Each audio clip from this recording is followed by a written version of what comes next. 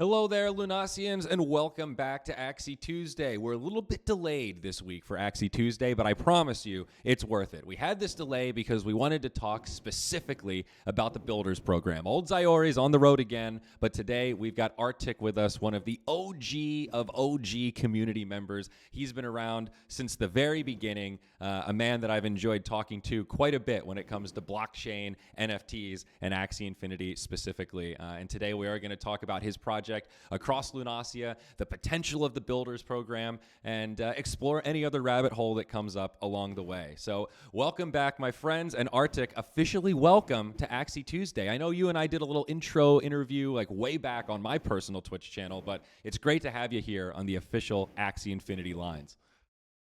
Yeah, it's good to be here. I'm excited to talk about the Builders Program and anything else Axie. Absolutely, man. So maybe like a good place to start is just give us a little overview of what you've been working on with the Builders Program. Because if I'm not mistaken, I think you fit into this camp of folks that you're very interested in game design. I think you were sort of working on this concept even before the Builders Program and the grants were officially announced, correct? Yeah, so we've been working on Across Lunasia since the beginning of November. I met my two partners, their names are Polt9 and Banzi, through my art contests, actually. Banzi won one of the contests. He placed, I don't remember what position, but he told me, like, oh, my friend and I, we were working on this platformer, and we had to stop working on it due to, I think, lack of funding. And right when I saw he shared that, I was like, this would be something perfect to make an Axie version of, because I've always loved pixel art, platformers, roguelikes, games like that. And it just seemed like a great opportunity to seize upon. So very quickly we got together and the work began. And since then we've had a couple iterations of the game, and now it's finally actually playable for any Axie owner, which is really exciting. Yeah, dude, that's super cool. And congratulations, because I know even like relatively simple games, right? Even games that involve pixel art, they look deceptively simple, but they're complicated, right? It takes a lot of resources, a lot of planning to actually get something polished enough to be ready for release, even if it's just like an alpha release or a beta release. And I know you and I have talked about this offline, but it always makes me laugh a little bit how like polarizing pixel art can be. It seems to be one of those things, you either love it or you hate it. I'm personally not a big pixel art guy, but I love that there are people out there that love this art style. And I remember you showing me one of the cool things about Across Lunasia is this generative art style that you guys have, where any Axie with any parts can be turned into like the pixel art version that fits into Across Lunasia. So you guys actually have this like visual generator that to me is a big piece of making this feel like it's actually part of Lunasia, Mm-hmm. Yeah, so the idea there is that you can take the Axie NFT that you own and have it reskinned in a different style, the pixel art style. We call it the universal 32-bit Axie Generator.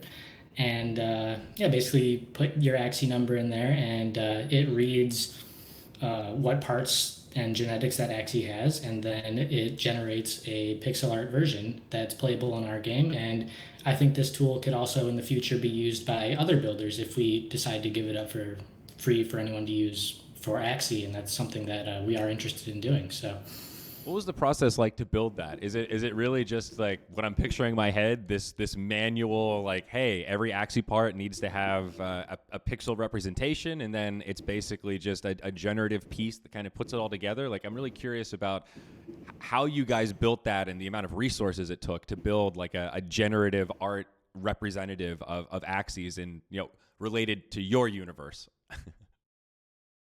yeah, so I can't get into the specific like nitty gritty dev portion since I'm not a dev myself. I'm more so on the direction and vision of the game and general like social media strategy, monetization strategy.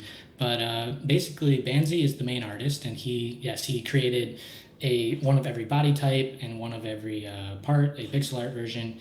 And then Polt9 took those assets and created I guess you'd call it a mixer to piece all these things together. And that process took about a week. Wow, that's it. That's faster than Yeah, it I was very thought. quick. That's really cool. So I guess you were working on this concept before the Builders Program, correct? I know we started there, but maybe to circle back, like I saw in the blog post that just went out that one of the things we look for, if if you're only going to build this game once you get the grant, that's lowering your chances of actually getting accepted into the builders program. And there's definitely this priority on folks that want to build a great game regardless, kind of with or without our support. And then that's this signal of, oh, this is a game that has some resources dedicated to it. Maybe we have a little more confidence that it can actually get off the ground because it is so challenging. I don't know what the question is there, other than like, do you share that sentiment? I mean, do you feel like you would be making this with or without the builders program, and it's just sort of full steam ahead? Maybe you could talk to me a little bit about what your experience engaging with the builders program has been like for those that are maybe working on apps or have ideas, but either applied and didn't get accepted yet, or aren't sure how to like calibrate their ask to get maximum impact. Absolutely. So yeah, when we started building across Lunasia, the builders program was not even an idea that was really talked about at the time. And I think the XCIP, the way it was treated, was in a bit more of a gray area as well. And I just decided that, this is something that very early on in Axie's history happened, where we had Axie Sushi and Flappy Axie and like games like Axie Hunt, and there may have been a couple others. I think that was 2018, 2019, and then 2020, 2021, there weren't really any Axie mini games made. And I thought that, and in the meantime, the AXS price had appreciated up to almost, like, I think $170 almost at the top. So I thought, like, this is a perfect opportunity for me to continue on with the work that started in 2018 and 2019, now that I was in a position to fund and oversee a project like that. So then I think we worked on it for a little while, and just through conversations with Philip and others, and I think there were other builders at the time who were already building. I know of at least one other builders program game that was building, maybe even before us. But that was, I think, between across Lunasia and these other games that we're building, the builders program came about. And it's been really great working with Philip and Programmatically Pull, DW, and others. They've been very helpful with whatever we need, basically. So far we've gotten, I think, two main things from the Builders program as far as help. We've gotten a small grant, which I think will be paid out soon, and then we also received on all builders, the signature SSO tool, I think single sign-on tool, which allows you to basically gate content behind Axie token ownership. And that's what we've done with Across Lunasia, where if you want to play and generate an access code, you need to sign with your Ronin wallet, and it will verify whether you own an Axie. And then we also have a Discord mechanism to make sure only Axie owners are in a certain section of our Discord.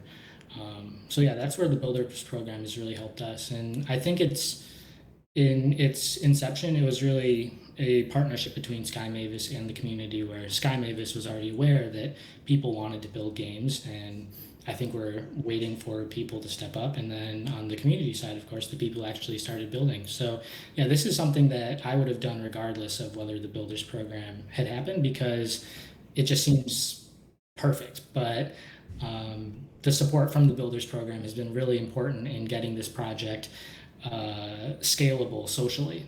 Yeah, absolutely. And I think those of us that have been around Axie for a while, and even folks like yourself who have multiple years on me in terms of engagement in the ecosystem, this has always been a key part of the scalability of Axie Infinity, right? Like, our model has always been one that won't be reliant on growth forever. And part of what increases the utility of any given Axie is having more experiences that you can use that Axie in. Right now we've got Axie Classic, we've got Axie Origin.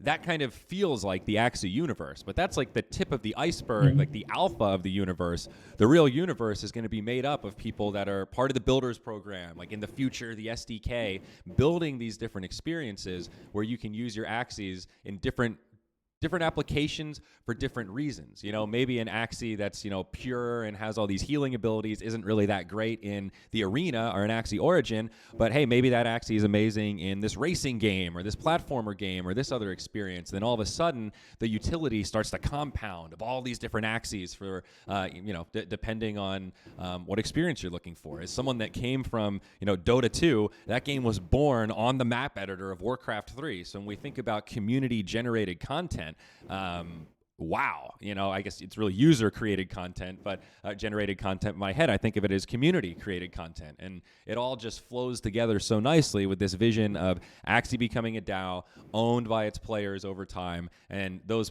players being able to create experiences that then other players can start to participate in. To me, that's like the most obvious kind of framework to get a network effect that I can think of. So it makes me really happy to see folks like yourself have these ideas, start to realize this vision, and now with the single sign-on kind of get that support to really calibrate the experience. Before that, I think you could start mapping out some of these games and applications. You could start thinking about it, but without that, token gating or asset gating in terms of the ability to prove that someone has an Axie, that's a really key part, right? I know you've mentioned this to me before, like the Axie is the ticket to the ecosystem. Your game is free because users have already bought the Axies to be able to participate, right? That's part of the thesis. Yeah, I think that's a very important part of this entire thing and what's going to make Axie successful long term. And I think that future you described is where we're headed, and definitely where I want to be headed, where owning one Axie could give you, 100 experiences or 1,000 experiences. And let's say your Axie isn't the best in Origin or whatever other game. There could be another third-party game that's very competitive, multiplayer, whatever you'd like, where we're basically whatever experience you could want, like your Axie could be useful in that. And I think that's a future that I want to build towards, where these first 12 games in the Builders program, I think these are good. These are the games that are going to inspire the next 100 games, and then those next 100 games could inspire the next 1,000 games, right? Like, in my gaming history, I've always loved games where there's a large modding community, games like Minecraft or other Steam games, where they really support modding efforts. And these mods, they're free, but they can totally transform the game. And I think Axie takes this to the next level, where now it's like you're not just building on someone else's game for fun anymore. You're building with an IP that millions of people essentially have a true stake in, and you're delivering value unique to them if you design your games where each Axie can do something different.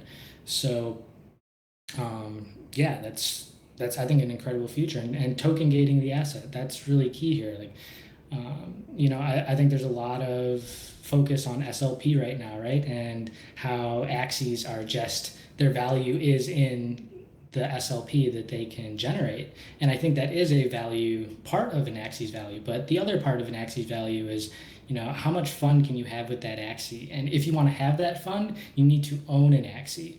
And different Axies can give different types of fun. So I think it's really important for bringing value to the Axie NFT, and also just promoting an Axie's collectability. Like, let's say there was a game where you would need one of each class to have a full experience. That's the start of like a collector checklist right there. Right. Totally. No, I abide by that for sure. And even though I'm the esports guy and that's where a lot of my focus is, I wholly admit that esports is not for literally everyone. There are a lot of gamers out there that don't enjoy hyper competitive experiences. They don't enjoy that extreme sense of urgency and the pressure that comes from pushing the leaderboard and grinding MMR and unlocking more ranks.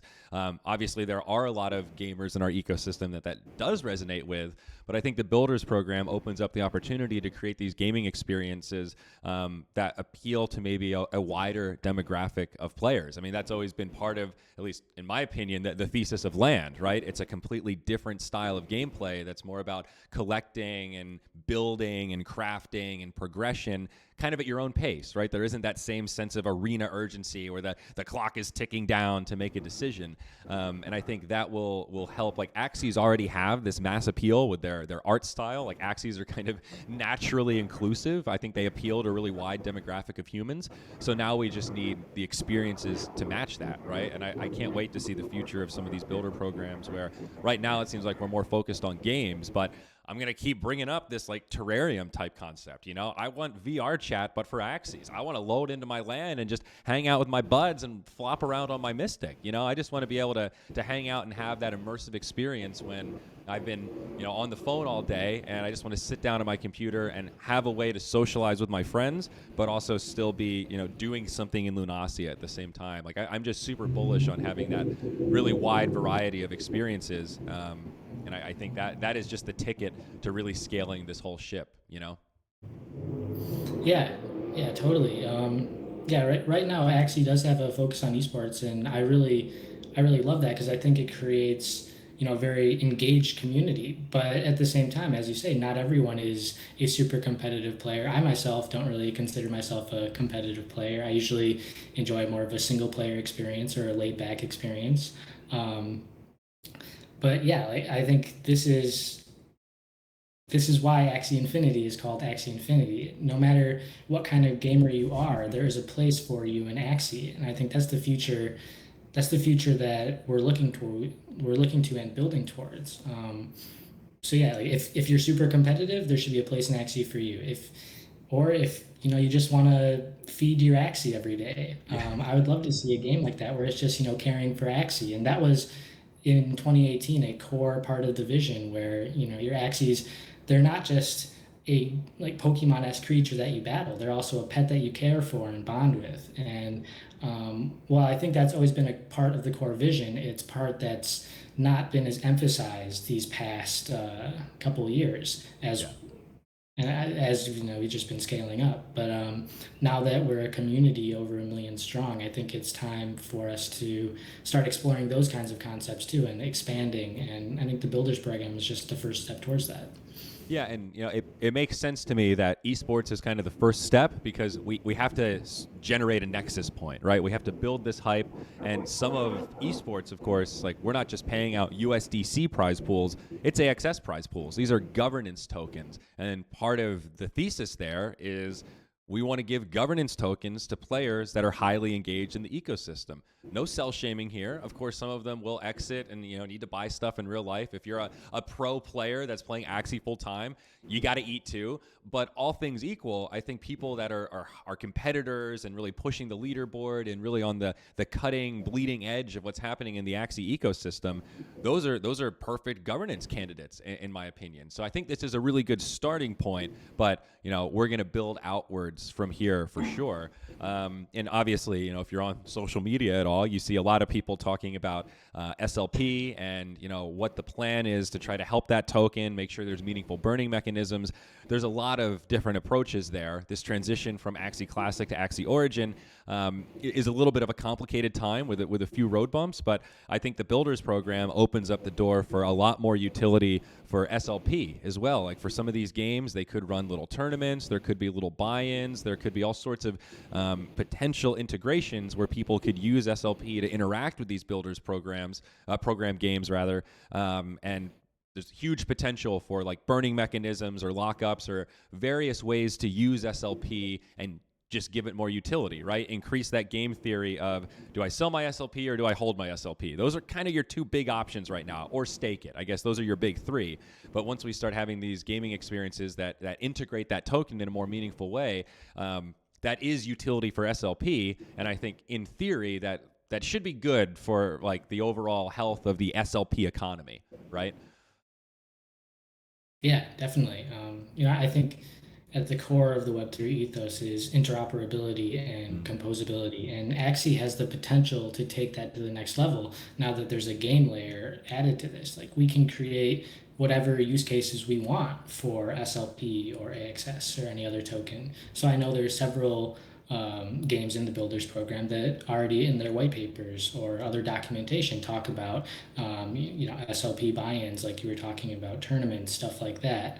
And in Across Lunacia, we're also thinking hard about, does an a SLP burn mechanism make sense in our game? So maybe something like a timed leaderboard run or some other special event in the game where you could do something, a different task every day and pay a little bit of SLP to be on a leaderboard.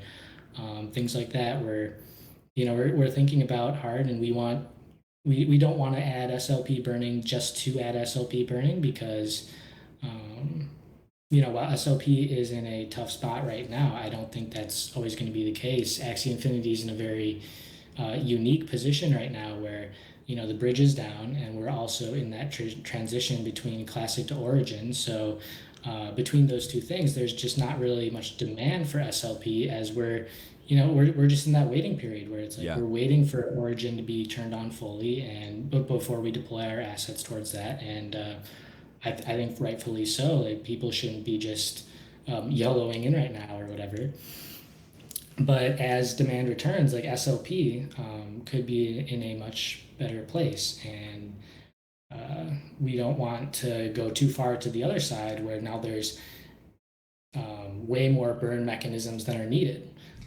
So I don't think everything needs to be an SLP burn mechanism, but community-made community-made burn mechanisms have huge potential, and I think are an important part of balancing the economy in the future because we need as many burn mechanisms as possible in the long term, as long as issuance is balanced, I think.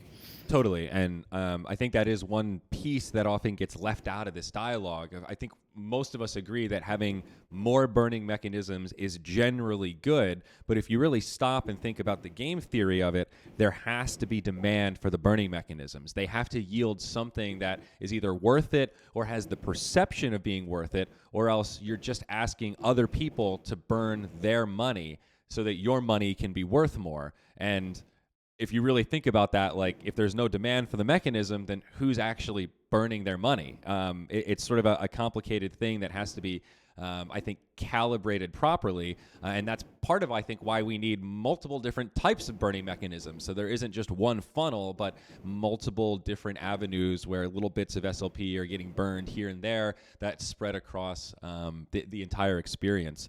Obviously, things like Axie Cosmetics, that could be a huge potential SLP sink, and that's not just unique to first party like Sky Mavis cosmetics, but I mean, in theory, for a game like Across Lunacia, you could have some cosmetics. There could be something where people, if you play enough or if you burn X tokens, like maybe your Axie's got some particles, or he glows a little bit, or he's a little bit bigger, or there's all sorts of little things that you can do, and maybe these things sound silly, or like who would ever pay to have particles come out of their Axie. Let me tell you something about games like League of Legends and Dota 2, my friends. They're completely monetized by cosmetic items, and people go crazy to show off their wild collectibles and have particles coming out of their heroes, to buy items that have literally no utility outside of bragging rights, social status, and just aesthetically pleasing graphics. So, I'm super bullish on Axie Cosmetics. I think I've been saying since I got hired, I want a dress that I can wear in real life. I want a dress that my digital avatar can wear in the metaverse. And I want a dress that I can put on my Axie so all three of those can match.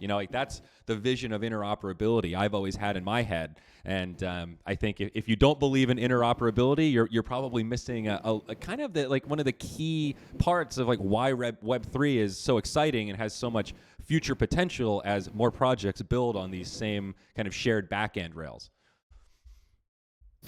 Yeah, I think we're just scratching the surface of where interoperability and composability could take us, especially since Ronin is more of a gated blockchain, right?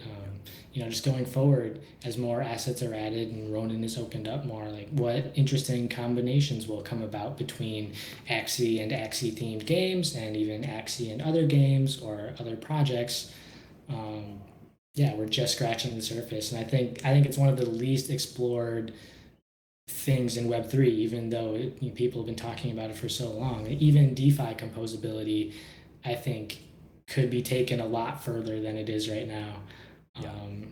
So yeah, we're early on it. Absolutely. And there is also strange game theory there as well. I think when you talk to people in Web3 that are builders on a high level, almost everyone believes that interoperability is the future. But in the short term, I think it's easy to sort of see other people in the space as competitors. And if we're all fighting for market share as competitors, then it gets really hard to align in terms of, hey, yeah, users, just it's all connected, put all that stuff together and we're all friends here. There's a balance there. While we're on the same team, we are also still, kind of competing for attention and users and all this kind of stuff. And it does get me excited just to think about what that future looks like. It reminds me of one thing that you told me in a private conversation about, like, part of why you're so bullish on Axie is that it has enough assets that it actually can change the world, right? When you look at a 10K like PFP collection or something like that, not to say they can't have an impact, but 10,000 is actually pretty limited relative to like the number of humans on the planet, right? It's actually super limited and almost too scarce in a way. And that works maybe for now while Web3 is still really early. We don't have this mass adoption quite yet. It's like single digit millions of people that are engaged in NFTs right now. We're not even close to breaking into the mainstream. Axie actually has that scalability, right? Like in some ways you can say, wow, there's 11 million Axies. What the hell are we doing with all these Axies? But there's a sort of another argument of like, if we onboard another million people into this ecosystem, all of a sudden it's not as many Axies as it seems, especially if there become ways to, release Axies or send them on an adventure where they become a little more deflationary. Maybe you have to combine two Axies to upgrade them or something, right? There's a lot of ways that you can make them slightly more deflationary. It's kind of important that we have enough to go around if we actually believe in that long-term vision and the scalability of this whole thing. And again, that's not to say that Axies can be inflationary forever, but that's an important lens to consider with all this stuff, where it's not just about the floor price of Axies, but the potential of how many lives can Axie actually touch relative to a lot of these other Web3 projects that are just by definition so much more limited in nature. Like part of their value prop is that defined scarcity, where Axie's like almost the opposite of that, right?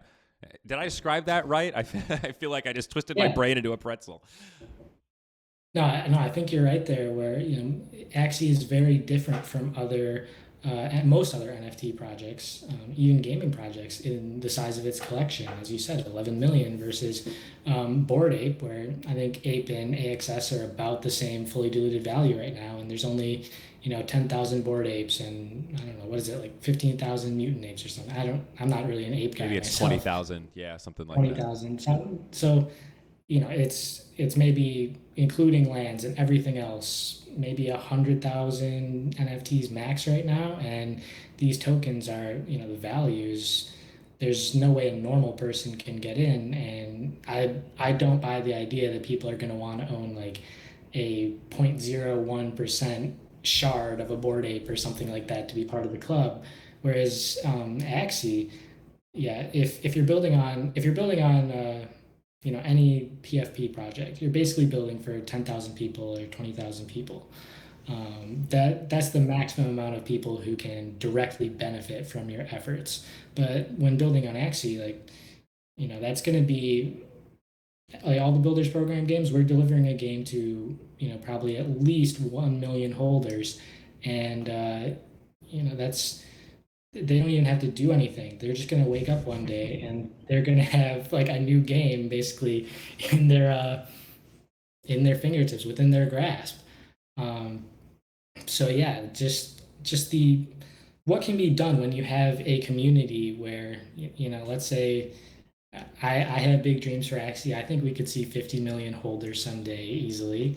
Like what can be done with a community of 50 million holders? What options open up at that scale for coordination or whatever else? Like the power of having that on-chain identifiable community is huge, just for collaborations or whatever else. Like if you want to work with the Axie community or airdrop them a little value, or do a little marketing, direct marketing instead of just an advertisement campaign.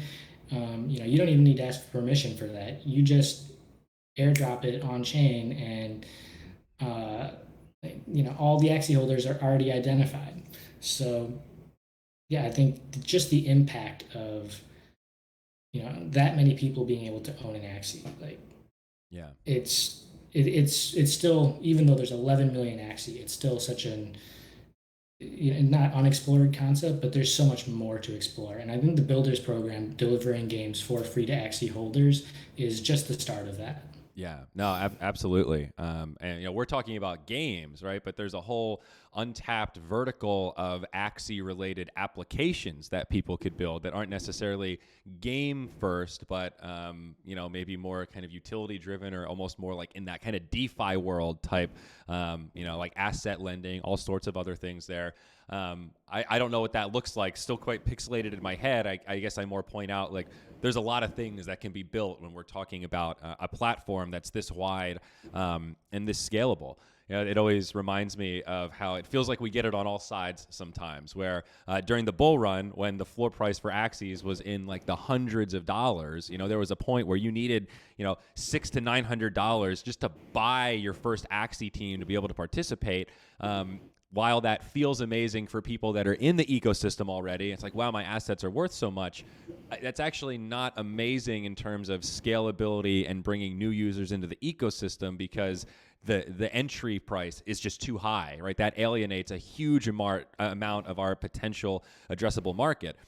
Now that we're kind of in more bearish conditions and the Axie floor is much lower, now you can buy a team of Axies for like $50 or $30. That's a much more appropriate entry point that is accessible to a lot more folks globally. But then people get really upset, like, dying economy, Axies aren't worth anything, the floor is too low. There is definitely an equilibrium there, right? There's a sweet spot in the middle where Axies are valued appropriately, but they're also not so horrendously expensive that your average gamer can't afford them or is just turned off by that kind of paywall. It's hard to hit that sweet spot at all times, because we're also not immune to the broader market conditions, right? Like the issues with Luna and Terra absolutely affected the NFT gaming space, Axie as well as others. And that's not something that we could control, had nothing to do with us, but we still take part of that economic hit. So it just kind of reminds me of that dialogue where it's good when prices go up, sort of good when prices go down. It changes entry points, and the goal is to get a little bit less volatility, I think, and get a little closer to that sweet spot where maybe there's slightly more stability there. Not artificially, of course, but just trying to create more market forces that just reduce that extreme volatility of, the roller coaster of up and downs as the market oscillates. Yeah, definitely.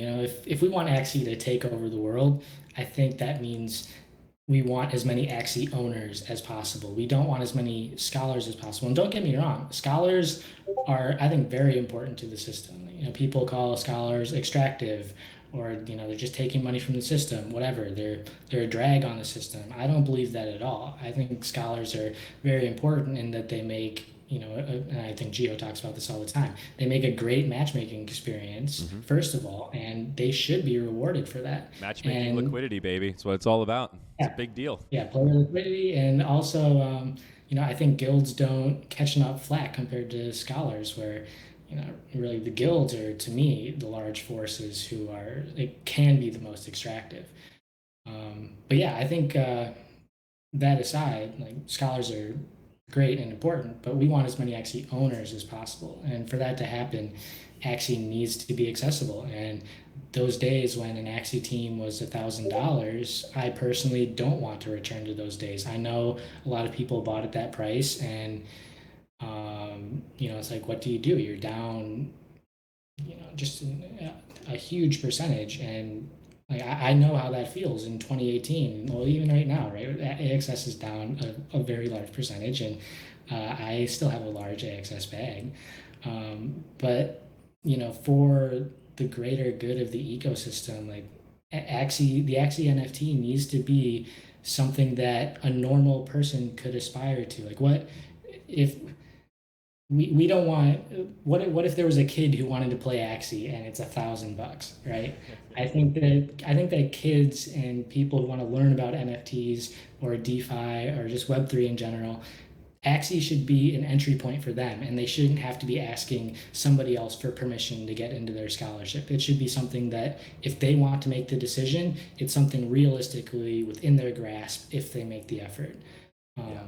So yeah, Absolutely. accessibility, very important. Yeah, I mean, on that note about scholars, I think it's really important that we get the game design right so that people that don't have a large amount of budget or capital coming into the game, but they have a lot of time, a lot of dedication, and they want to improve at their craft, are competitively viable. That if you play long enough, you can start to unlock more. You can collect SLP. You can upgrade your Axies like an Origin with runes and charms and these sorts of things. It's imperative that it's not just a whales game or a game where if you have the most money, you can buy the best Axies, but you can unlock the best Axies or the best runes or whatever it is through sort of a maybe not exactly a progression based model, but something that feels a little bit akin to that. Time is a resource just as capital is a resource, just as human attention is a resource, right? So all of these Yeah. things I think should be rewarded in the ecosystem. And that to me represents actually a fairly like disruptive take on what gaming has turned into, especially mobile gaming. Free to play turned into this like kind of pay to win type gaming experience that ironically, it's really not even fun for the folks that have the money to pay to win, because if you can just buy the best character and then you beat everybody, the game's not really that fun to play. You just show up and win. It's sort of a lame gaming experience. And obviously, the people that just lose by default because their character isn't powerful enough, well, that's not a fun gaming experience either. So, really, the only person that wins in that system is the developer that gets to pocket all the cash from the whales that are, having this arms race of who's going to be number one. I think if you're talking about a real sustainable, scalable, like gaming experience, sort of like we see these esports ecosystems, it's totally different, right? People keep coming back because there is literally no potential for pay to win. It's just the best player gets the best rewards. Sometimes those are social rewards, right? But it's imperative that we get that key part of the game design right for Axie to achieve its big goals of turning into a DAO, bringing more people into Web3, and actually doing something different instead of just repeating what's happening in Web2 but on blockchain. Yeah, absolutely. And like you bring up free to play, and now it's really more like pay to win, and people don't even have fun with it. Like, it just reminds me of how right now a lot of people are talking about play to earn versus play and earn, and I think that what we call these concepts aren't isn't as important as what's actually happening. And what's happening is that money that the developer would traditionally pocket from just infinitely minting gems or whatever else and selling to players for them to burn, that's now being generated by players. And I think that's one of the core shifts here, where players are the ones who produce the assets, not the game company. So Yeah. It's a yeah. hard thing for people to wrap their brains around. I was actually just explaining the nature of like the AOC tokens to somebody yesterday. Like they're like, so you don't sell Axies? How does that even possible? And when you explain like, well, we launched this token, 5 of those tokens create an Origin Axie.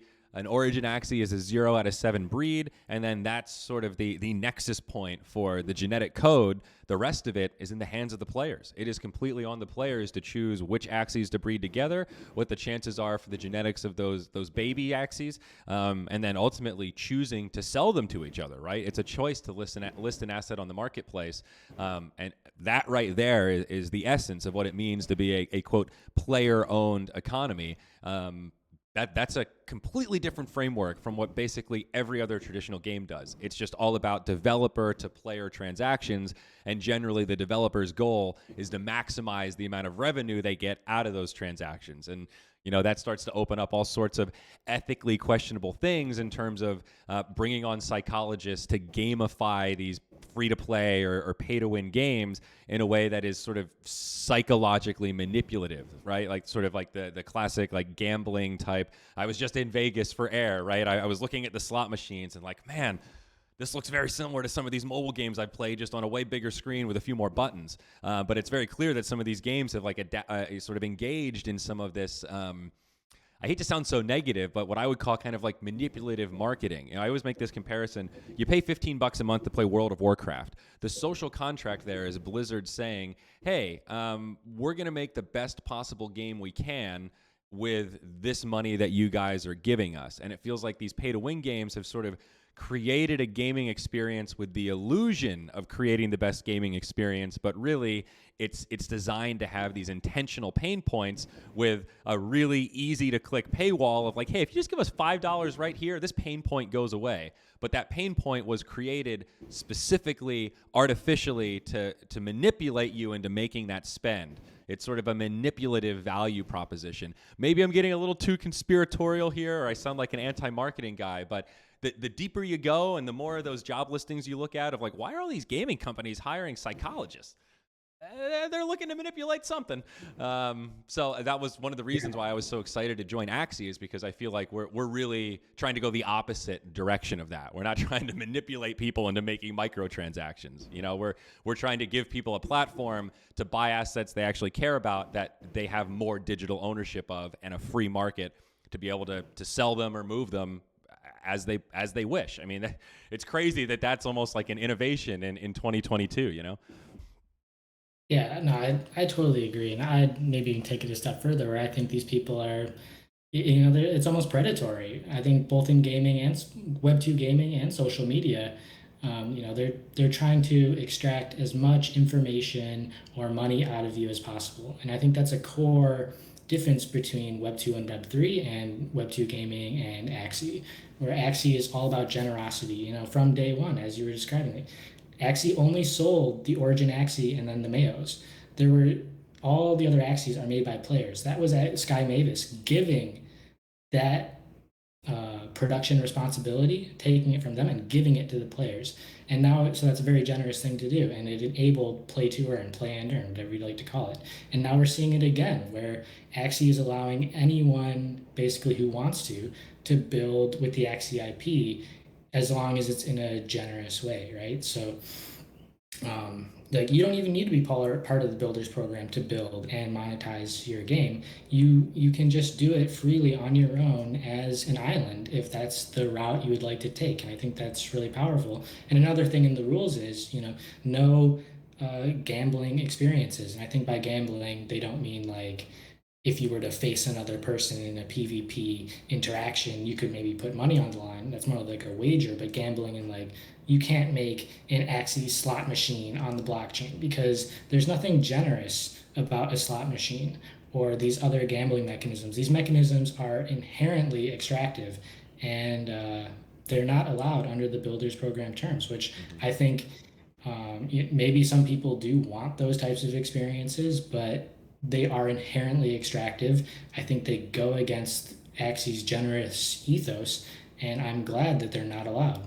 Yeah, I'm inclined to agree there, and this is maybe more of my personal opinion than speaking from a point of authority from Sky Mavis. But I had a Twitter thread maybe a month or two ago that was kind of anti-lottery, and that was a little bit more in the traditional, like, physical world, the way it's marketed, especially in America. And when you look at kind of the data points related to it, it does feel like the lottery is a little bit designed to manipulate folks that don't quite understand the degree of place value at work there. Like 0.1%, 0.001%, keep adding zeros. Those are drastically different percent chances to win. But if you don't really understand the extremity of that, it all feels like, it's just a low chance. And it's like, well, not all low chances are created equal. These are orders of magnitude in difference. And I think that's where sometimes the lottery feels sort of predatory. I did have some people push back and say, Zyori, that might be true, but in the real world, that money just gets extracted from the population and just kind of goes to the government or wherever else. In this case, like, if Axie is going to use that money for good, or to help the economy, or to reinvest it into other projects or other grants, maybe the lottery could be utilized in a way that is maybe a little bit less predatory. And it's like, yes, we're still buying a lottery ticket hoping to win, but if we don't win, we know that money is going to something maybe a little bit more productive or useful or contributing to the greater good. And I thought about that a lot. And I think it's a really interesting point. It still scares me a little bit in terms of like centralization and the trust required, and like the rails to make sure that money gets into the right hands. But all those things are solvable. And, maybe I had a little bit too of too much of a jaded, cynical take, transposing the traditional world onto our world. It's like maybe we can take some of these traditional things, just make a couple of little tweaks, and then all of a sudden that framework can be used for a much more like altruistic outcome compared to how it's utilized in the traditional centralized kind of Web 2 world. Yeah. I think everything has, well, maybe not everything, but almost everything has a scenario where it's usually a bad thing, but it can be a good thing. And the lottery probably is one of those things where a lottery properly structured and controlled by the right people with the right intentions could be treated as a beneficial thing, and not extractive. It's just that the people who set up the current lottery systems designed them to be extractive, and as you're saying, basically prey on people. Um, I grew up in small town America, and gambling has moved in there big time. And you see it with the people who are gambling. It's almost always people who look like they're down on their luck. So The folks who we like also really don't shouldn't want be this. gambling in the first place. The folks that Yeah. have they're like clinging to that hope, and it's not a logical choice. It's a very emotional choice, and that's I think we know even like when people get scammed in blockchain, right? There's a sliding scale of the chances that you get scammed or get got seem pretty directly correlated with your emotional state. If you're having that sense of urgency or like, oh my gosh, this is an emergency, like, once you start freaking out, that makes you more susceptible to being overcome by your emotions and not seeing things logically, and being a larger target, or being more susceptible to these kind of manipulations. I think it's a very similar psychological sort of system. Yeah. If Axie does someday have systems like this, which can be so psychologically manipulative or leading, I think they need to be controlled by the right people, right? So that would be either Sky Mavis or the Axie DAO. I think allowing just any third party to create something like that is very dangerous. But Makes me wonder if smart um, contracts could come in handy here. And I know that whole oh, code is law definitely. thing is challenging, and like smart contracts can't solve for all aspects of human greed and the human condition, but they can give us some additional tooling to help mitigate the chances of human greed taking over an entire system, or at least putting some checks and balances into that system where there is some code. And as we've seen, with algorithms, they can be abusable if not set up perfectly. So it is a little bit scary, but maybe there's a part of me that's a little bit optimistic that we'll continue to find more innovative ways to like integrate smart contracts into these kind of systems that recalibrate it a little bit so that they are just more trusted and less susceptible to hostile takeover. Yeah, I think the ultimate goal would be to have whatever on-chain systems we have, be it or have them be as simple and permissionless as something like Uniswap, where Mm. now Uniswap is just that's almost everybody's go-to, and it's really almost like a public good. There is that small fee that could potentially go to token holders, but it's it's just there. And I think that, yeah, code is law, and that can be really powerful, or also binding if the wrong person was to make the wrong law. Powerful is the right word. Powerful on both sides of the spectrum, right?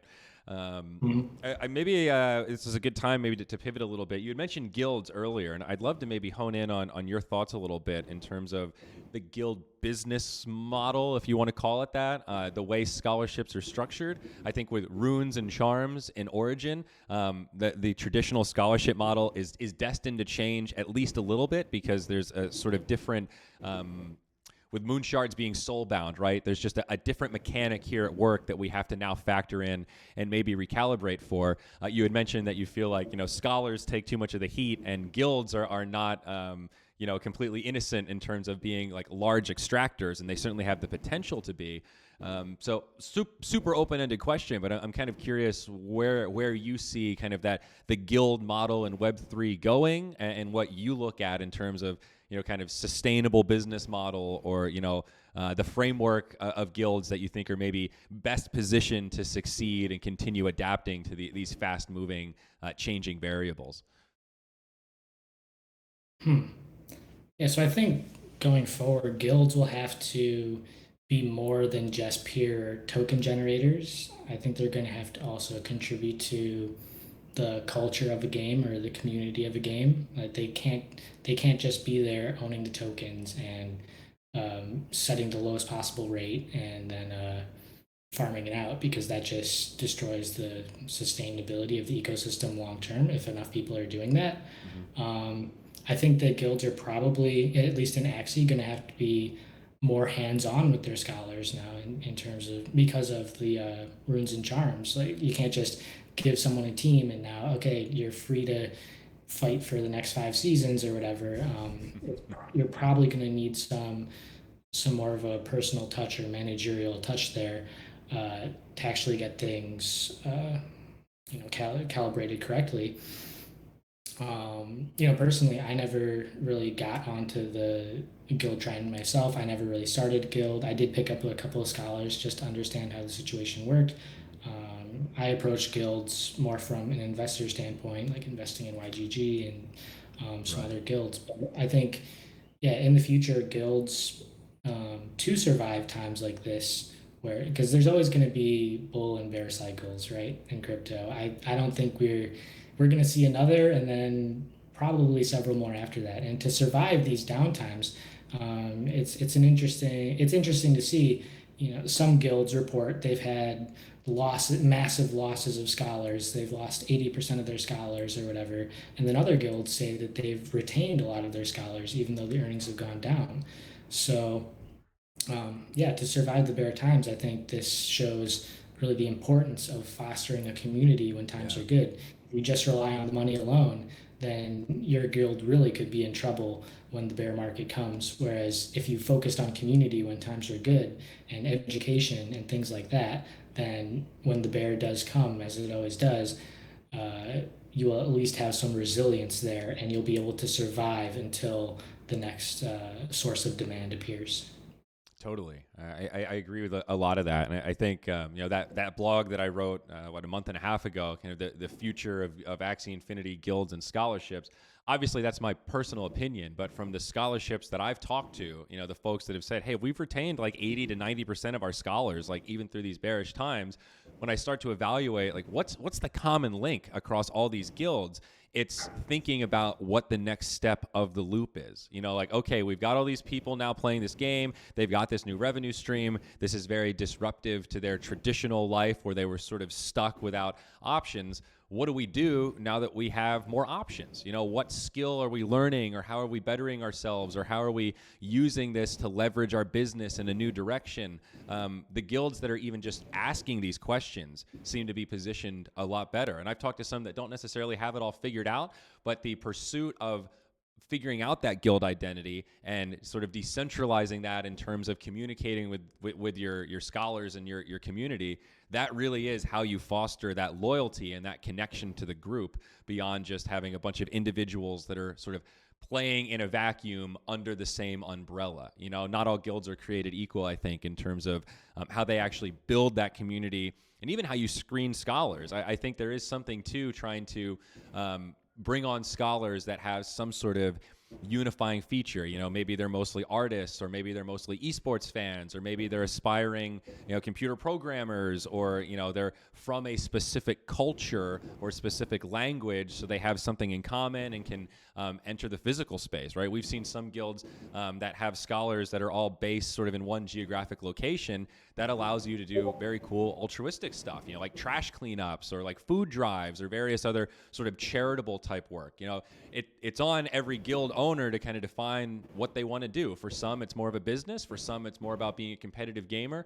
And I think for some, it can really be about altruistic and just having the maximum net positive impact on the world wherever you are and wherever that's most meaningful to you. So there's a lot of different ways to make your guild valuable, depending on what you want to do. And it doesn't have to be just about money. That's why I kind of say business model in air quotes, because I think some guilds are really more embracing the social impact and almost like the charity aspect of leveraging their scholarship to create a charitable organization that's just greater than just the sum of its parts.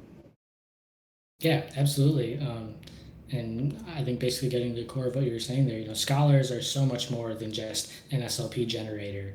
They bring a wealth of knowledge and experience, especially if you select the right people. So, for instance, someone helping out with my game right now. He's making some great music for the levels. He's a scholar of one of my devs, and he just also happens to be a super talented composer, right? And I think almost every guild out there that has tried to interact with their scholars on a deeper level has a story like that, where this person is really talented at this skill. You see it all the time. Where I've seen some of the best origin feedback from anyone on Twitter, and it comes from a scholar, I think from India. So yeah, these people, just because they're a scholar, that doesn't mean they're just an SLP generator. They still bring very unique viewpoints and experience, knowledge, and it's all valuable. Absolutely. And like, again, if part of our goal is to onboard more and more people into Web3 through gaming, one of the best ways to do that is to engage in user empathy and get inside of the head of what is that experience like for somebody that sees Axie or hears about it and knows literally nothing about Web3, blockchain, or NFTs.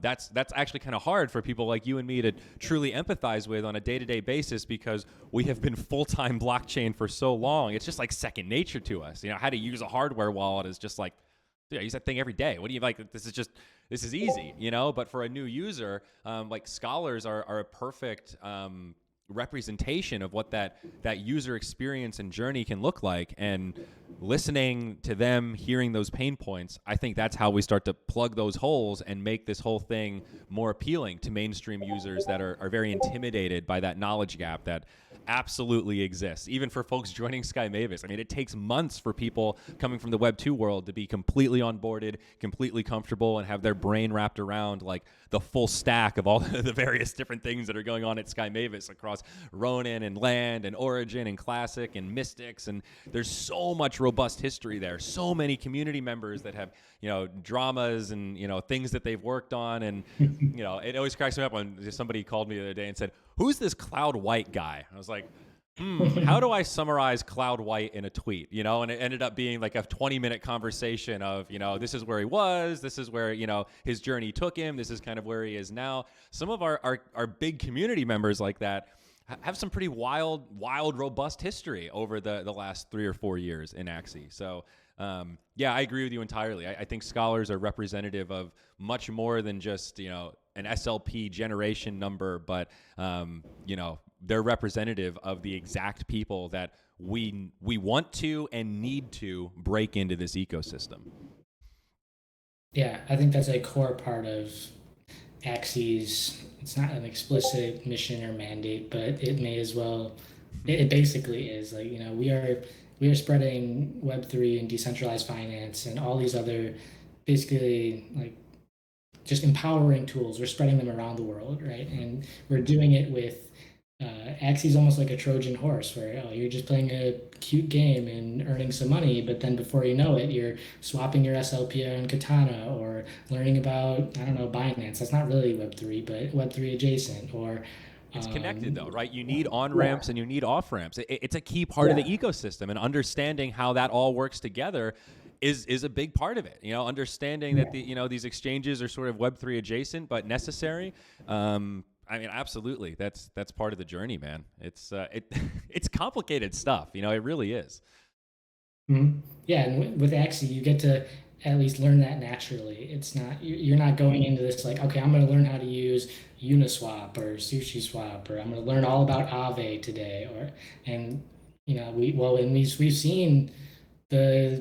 we've seen that people in many situations are not equipped to just dive deep into pure DeFi with Luna, right? Like Luna, it was an unsustainable system, and people just saw it as, oh, that's free 20% APR, that's risk free, and that's not how it works. But people jumping into that first, pure DeFi is not easy to understand. It's a true mindset shift, and Axie helps disarm that process a little bit. So that's really important for just spreading it to everyone who really needs it. Absolutely. Artic, we're coming up at the top of the hour, and it upsets me that I have a hard stop here because I'm enjoying this conversation so much. And maybe on a future Axie Tuesday, I'd love to have you on and maybe chat about governance a little bit. That was one tick in my notes for this chat that, as we're putting together AxieCon, I'm starting to think about, can we start having some of these early governance discussions in person at this first big Axie gathering? Not necessarily with a clear vision of, hey, we're going to figure out the governance structure, but just start engaging in this dialogue. And I think part of my goal is to try to communicate to people that governance is really complicated, and even though there are some other DAOs and organizations that are moving a little bit more quickly with it, we have so much invested to make sure we get governance right. I'm okay to move a little bit slowly because it's high stakes, right? It feels very delicate. And I feel like you have a reputation as one of the more wise community members that kind of likes to think about this stuff.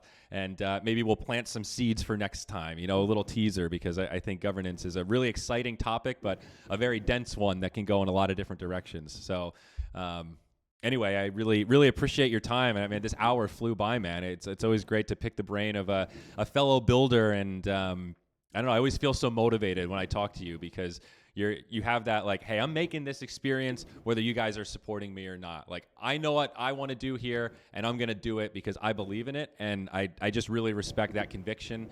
And it's a pleasure to have you as a part of the community, man. I'm very thankful for everything that you've been contributing. Yeah, thank you for saying so. Axie is something that I never expected to pop into my life, but I think about it every day. And on the governance front, I like where your head's at, where it's like, we don't need to have necessarily everything figured out before we start, but just get people together and start talking about it. I think that's how a lot of the projects that I've been working on have started too, where we just got people together for me it was through my contest, and then I just saw what can spawn from this. But it always starts with people, and I think conversation. So yeah, I think that's the place to start. We don't need to have it all mapped out right now. Yeah, and start having talking. been to a lot of physical Axie meetups, I think there are a number of people that kind of think they have it all figured out. And having talked to people with very different opinions, but have that sort of, I think this is the model, I want to put some of those people in the same room and just observe them hash it out and see what comes out of, these very smart brains that have really thought about this stuff, but do have some different assumptions. What does that turn into? Does that turn into a fruitful conversation? Does that turn into a fist fight? Like all these things are going to be really interesting to navigate together. So, the journey is really just beginning here. Hit us with some plugs, man. Where can people find your stuff? I know you're constantly doing, art contests and all sorts of different things. I believe your Twitter is @Artic44. That's Artic with one C at the end, not Arctic, but Artic, ARTIC. It took me a little while to get that one right. But yeah, hit us with the plugs, baby. What do you got? Yeah, my socials are a little confusing. So yeah, it's an Artic with just one C, ARTIC, @Axie44. That's my personal handle. And then for Across Lunasia, it's just @Across Lunasia or acrosslunasia.com. If you want to play the demo today, just join the Discord. You can find it linked in the Twitter bio. And yeah, if you own an Axie, try to go through the sign-up process. I promise you it's straightforward. It's very smooth. So yeah, go to @AcrossLunasia on Twitter or acrosslunasia.com and join. Fantastic. And we'll have more contribution opportunities coming up too. We want to be running a lot of experiments with community contribution for this game, not just us working in a black box until the game's released. I really want to be working alongside the community on this. And if people want to contribute just a little or a lot, I want to find a way for that to be done. So we're going to be running a lot of experiments over this year. Beautiful. No, I love to hear that. And there you go, folks. There's a lot of ways to get involved. And sometimes it just starts with saying, I don't know where I fit in, but I really like what you're doing and I want to participate. That's the first step. And yeah, excited to see more community members engage with all these builder program projects. Folks, it was a pleasure. Another Axie Tuesday, a couple days late, but absolutely worth it. We do these every other Tuesday, and we'll be back again with another episode of Axie Tuesday before too long. Thanks a lot, and we'll see you next time.